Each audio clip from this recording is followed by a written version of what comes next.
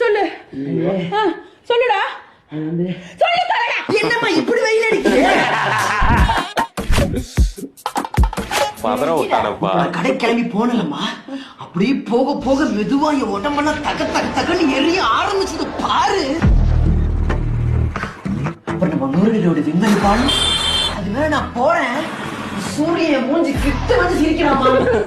அவன் சிரிக்கிறான், அவன் அண்ணன் என் மேல அடிக்கிறமா.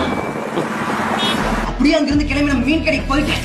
அங்க போனா ஒரே கூட்டம், புகை, வண்டி, வெயிலு. அச்சோட புட்டா போதுன்னு அங்கிருந்து வண்டி எடுத்து கிளம்பி வரேன். பின்னாடியே துரத்திட்டு வராம.